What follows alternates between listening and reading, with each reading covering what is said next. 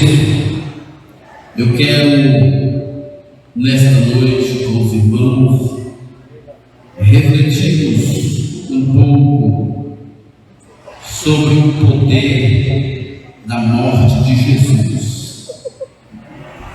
O texto diz assim: ora, se o sangue de bodes e touros e as cinzas de uma novilha espalhadas sobre os que estão cerimonialmente impuros os santificam de forma que se tornam exteriormente puros, quanto mais o sangue de Cristo, que pelo Espírito Eterno se ofereceu de forma imaculada a Deus, purificará a nossa consciência de atos que levam à morte, para que sirvamos ao Deus vivo.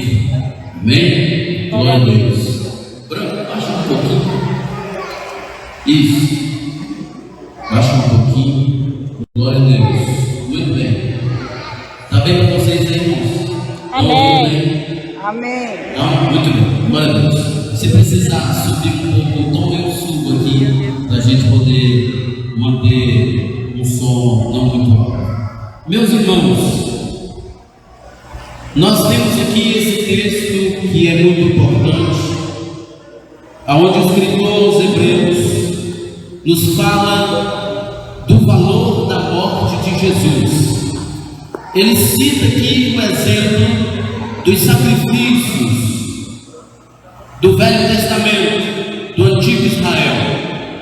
E ele diz: olha, se o sangue de bodes e touros e as cinzas de novilhas espalhadas sobre os que estão cerimonialmente impuros podem torná-los exteriormente puros, quanto mais o sangue de Jesus, que foi oferecido de forma imaculada a Deus, purificará a nossa consciência. O escritor aos Hebreus está nos fazendo refletir sobre a importância que nós temos de confiar em Deus, de confiarmos na obra redentora de Cristo. É sabido dos irmãos, porque nós ensinamos e os irmãos leem na Bíblia, que nós somos salvos pela graça por meio da fé. E é importante que de vez em quando a gente explique o que isso quer dizer.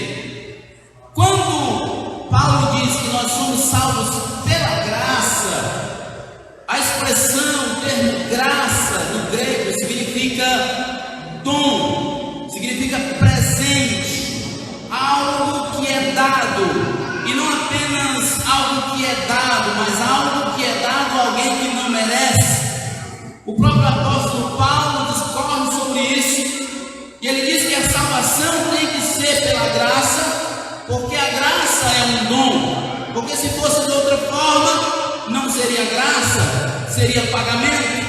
É graça porque quem recebe não merece e não tem condição de se salvar. Então por isso é graça, porque se merecesse não seria graça, seria um pagamento. Porque é assim que a gente faz com os nossos funcionários em nossas empresas.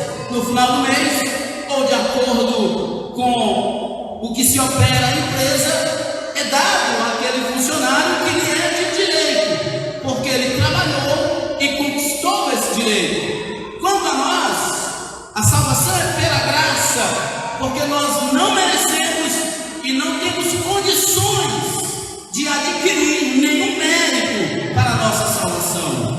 Esse ou essa é a verdade sobre a salvação pela graça. E mediante a fé é quando nós nos apegamos a esta verdade e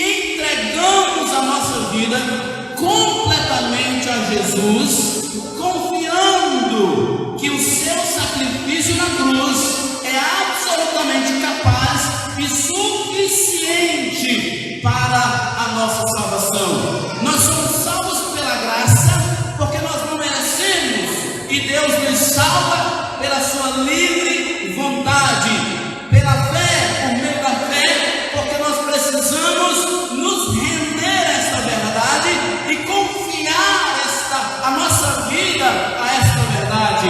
Eu gosto de uma ilustração sobre a fé do pastor Charles Spurgeon, que ele diz: o que é fé? A fé, imagine uma pessoa com um carrinho de mão, andando em cima de uma corda bamba a 50 metros de altura, com alguém dentro deste carrinho de mão. Fé, quem tem não é quem está dirigindo aquele carrinho e andando sobre a corda, mas quem está dentro do carrinho. Por quê? Porque a vida dele depende essencialmente e objetivamente de quem está conduzindo. Nossa salvação depende do nosso descansar em Cristo, da nossa confiança na obra de Cristo.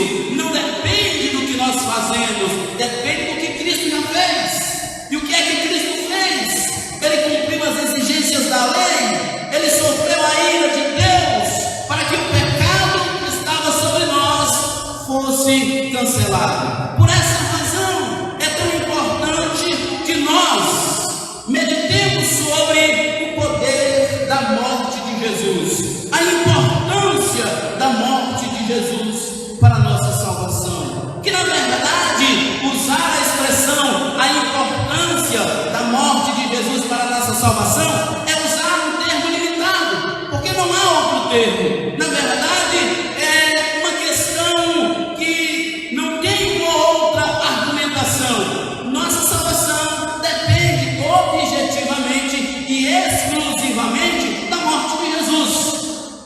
O escritor aos Hebreus, aqui também no capítulo 9, e verso 22, ele diz que sem derramamento de sangue não há remissão do pecado. E se o pecado não for devidamente expiado, ou punido, ou retirado, não há salvação, não há como ter comunhão com Deus. Por isso é importante que vez ou outra, se não todos os dias, paremos para refletir sobre a morte de Jesus na cruz. Eu gosto muito de uma canção que os irmãos gostam de cantar aqui: vou deixar na cruz tudo que ficou para trás. Essa é a ideia. Esta canção tem um valor teológico muito grande, porque de fato o cristão será liberto do seu pecado por causa de uma cruz. Se não houvesse esta cruz, não haveria salvação. Se Jesus tivesse morrido lá no momento do chicoteamento, ele teria apenas sofrido um assassinato, mas não seria um sacrifício. Por isso é importante que de vez em quando, se não todos os dias que seriam necessários, nós parássemos para lembrar: houve uma cruz e nós devemos olhar para esta cruz. Nesta cruz os nossos pecados foram derrotados. Nesta cruz nossos pecados foram vencidos. O seu poder, as consequências do pecado foram eliminadas naquela cruz. É por isso que a igreja AME tem na sua logo ali na frente uma Bíblia, uma chama e uma cruz. Uma igreja bíblica, uma igreja avivada e uma igreja cristocêntrica, que acredita que nós temos que crer na cruz de Cristo e passarmos por ela. A morte de Jesus é importante ou necessária para a nossa salvação, porque a morte de Jesus foi um sacrifício, foi um preço pago por Deus. Olha que interessante, Deus pagou morte de Jesus foi um sacrifício que o próprio Pai exigiu para satisfazer a vontade dele por causa do pecado. O preço para que o pecado fosse perdoado, o preço para que nós fôssemos libertos do pecado, não foi um sacrifício humano, não foi um sacrifício de animais, foi um sacrifício do próprio Deus. Queridos, é importante a gente refletir sobre isso. As pessoas hoje, elas olham para o pecado apenas como uma coisa, entre aspas, má.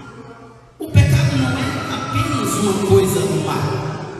O pecado não é apenas uma violação de estatutos.